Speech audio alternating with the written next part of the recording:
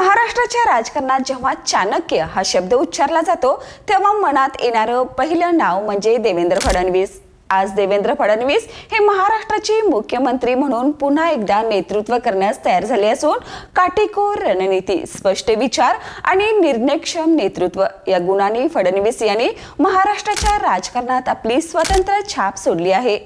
त्यांच्या आजवरच्या राजकीय प्रवासाने अनेक वळणे घेतली, ज्यामुळे ते फक्त राजकारणाची धुरीणच नव्हे तर महाराष्ट्राच्या बदलाचे शिल्पकार ठरले। 2014 मध्ये भाजपने महाराष्ट्रात सत्ता स्थापन केली तेव्हा देवेंद्र फडणवीस यांना राज्याचे मुख्यमंत्री म्हणून निवडण्यात आलं।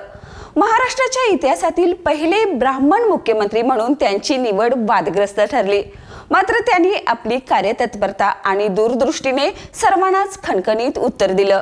मुख्यमंत्री म्हणून फडणवीस यांनी अनेक महत्त्वाचे निर्णय घेतले।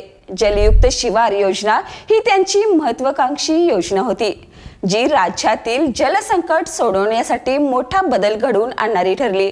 त्यांनी रस्ते विकास प्रकल्प, नागपूर मुंबई समृद्धी महामार्ग आणि मेट्रो रेल्वे प्रकल्प यासारख्या महत्त्वाच्या योजनांची अंमलबजावणी केली। याशिवाय त्यांनी शेतकऱ्यांसाठी कर्जमाफी योजना राबवली आणि महाराष्ट्रात गुंतवणूक वाढवण्यासाठी मॅग्नेटिक महाराष्ट्र परिषद भरवली। 2019च्या विधानसभा निवडणुकांमध्ये भाजपने सर्वात जास्त जागा जिंकल्या, मात्र युतीतला मतभेद वाढल्यामुळे मुख्यमंत्री पद शिवसेनेला द्यावं लागलं। या घटनाक्रमात देवेंद्र फडणवीस यांनी राजकीय चातुर्याने महाविकास आघाडीला तगडा विरोध करत भाजपचे अस्तित्व कायम राखलं। 2022 मध्ये एकनाथ शिंदे यांच्या नेतृत्वाखाली शिवसेनेतील मोठ्या गटाने बंड केले आणि देवेंद्र फडणवीस यांच्या रणनीतीमुळे भाजपने पुन्हा सत्ता स्थापन केली।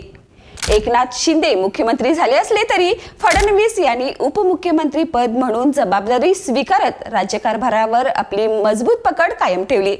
यामुळे ते राजकीय चाणक्य म्हणून प्रसिद्ध झाले। देवेंद्र फडणवीस यांच्या नेतृत्वाने महाराष्ट्राला विकासाच्या दिशेने नेले आहे।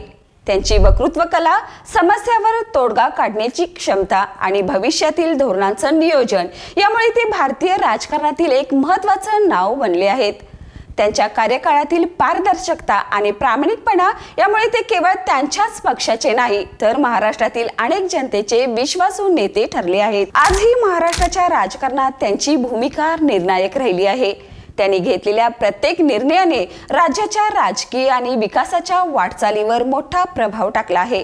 देवेंद्र फडणवीस हे महाराष्ट्राच्या राजकारणाचे खरे चाणक्य आहेत, ज्याने मी पुन्हा येणार असं म्हणत महाराष्ट्राच्या इतिहासात पुन्हा एकदा मुख्यमंत्री म्हणून आपला दावा सिद्ध केला आहे। अशाच ताज्या अपडेटसाठी पाहत रहा तारा न्यूज।